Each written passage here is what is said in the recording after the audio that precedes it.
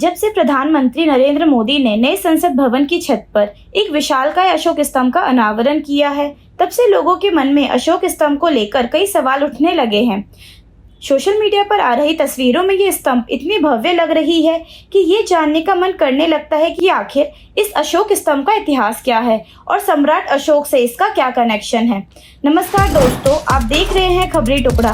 बने रहिए हमारे साथ अंत तक, क्योंकि आज मैं आपको अशोक स्तंभ से जुड़ी हर एक जानकारी देने वाली हूँ कि कैसे सम्राट अशोक के द्वारा बनाया गया अशोक स्तंभ भारत का राष्ट्रीय चिन्ह बन गया।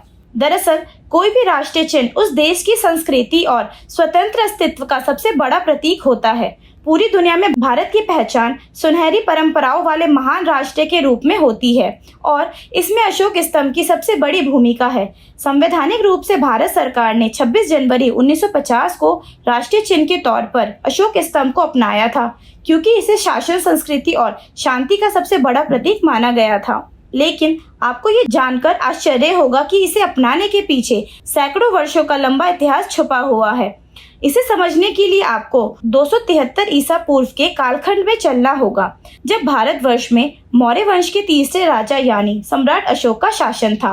सम्राट अशोक का साम्राज्य तक्षशिला से मैसूर तक, बांग्लादेश से ईरान तक फैला हुआ था। ये वो दौर था जब सम्राट अशोक को एक क्रूर शासक माना जाता था, लेकिन कलिंग युद्ध में हुए नरसंहार को देखकर सम्राट अशोक को बहुत आघात लगा और वो हिंसा त्याग कर बौद्ध धर्म की शरण में चले गए। इसके बाद बौद्ध धर्म के प्रचार में सम्राट अशोक ने देश भर में इसके प्रतीकों के रूप में चारों दिशाओं में गर्जना करते शेरों की आकृति वाले स्तंभ का निर्माण करवाया। शेरों को शामिल करने के पीछे ये प्रमाण मिलता है कि भगवान बुद्ध को सिंह का पर्याय माना जाता है। बुद्ध के 9 नामों में से साक्य सिंह, नरसिंह नाम का उल्लेख मिलता है। ज्ञान प्राप्ति के बाद भगवान बुद्ध ने जिस जगह से बौद्ध धर्म के प्रचार की शुरुआत की, वह आज सारनाथ के नाम से जानी जाती है। बौद्ध धर्म अपनाने के बाद सम्राट अशोक ने यहाँ यह स्तंभ बनवाया था। सारनाथ में दिए गए बुद्ध धर्म के उपदेश को सिंह गर्जना भी कहते हैं। इसीलिए बौद्ध धर्म के प्रचार के लिए शेरों की आकृति को महत्व दिया गया। यही भारत के राष्ट्रीय प्रतीक के रूप में आजादी के बाद अपनाया गया था। अशोक स्तंभ से जुड़ा एक विचित्र तथ्य ये भी है कि इसमें चारों शेरों को दर्शाने के बावजूद 3 ही शेर दिखाई देते हैं। गोलाकार आकृति की वजह से किसी भी दिशा से देखने के बाद भी एक शेर दिखाई नहीं देता है। अगर आपने ध्यान दिया हो तो अशोक स्तंभ के नीचे एक सांड और एक घोड़े की आकृति दिखाई देती है। इन दोनों आकृतियों के बीच में एक चक्र भी है, जिसे हमारे राष्ट्रीय ध्वज में शामिल किया गया है। इसके अलावा अशोक स्तंभ के नीचे सत्यमेव जयते लिखा गया है, जो कि मुंडकोपनिषद का सूत्र है, जिसका अर्थ है सत्य की ही विजय होती है। राष्ट्रीय चिन्ह में एक और चीज जो अशोक स्तंभ से लाई गई है, वो है अशोक चक्र।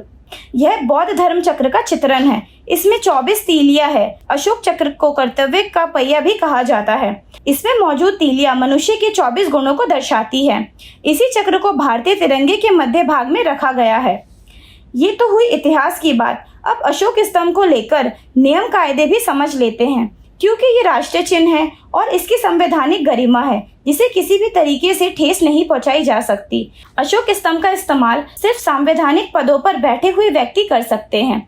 इसमें भारत के राष्ट्रपति, प्रधानमंत्री, केंद्रीय मंत्री, राज्यपाल, उपराज्यपाल, न्यायपालिका और सरकारी संस्थाओं के उच्च अधिकारी शामिल है। लेकिन रिटायर होने के बाद कोई भी पूर्व अधिकारी, पूर्व मंत्री, पूर्व सांसद या विधायक बिना अधिकार के इस राष्ट्रीय चिन्ह का इस्तेमाल नहीं कर सकते। आपको बता दें कि देश में जब राष्ट्रीय चिन्हों के दुरुपयोग का प्रचलन बढ़ने लगा, तो इसे रोकने के लिए विशेष कानून बनाने की जरूरत पड़ी। भारतीय राष्ट्रीय चिन्ह दुरुपयोग रोकथाम एक्ट 2005 बनवाया गया था, जिसे 2007 में अपडेट किया गया। इस कानून के तहत अगर कोई आम नागरिक अशोक स्तंभ का इस्तेमाल करता है, तो उसे 2 वर्ष की कैद और 5,000 रुपए तक का जुर्माना हो सकता है। आमतौर पर यह माना जाता है कि सरकारी कागज पर अशोक स्तंभ अंकित होना उस कागज का वजन बढ़ा देता है। ये संवैधानिक पद और संविधान की शक्ति को दर्शाता है।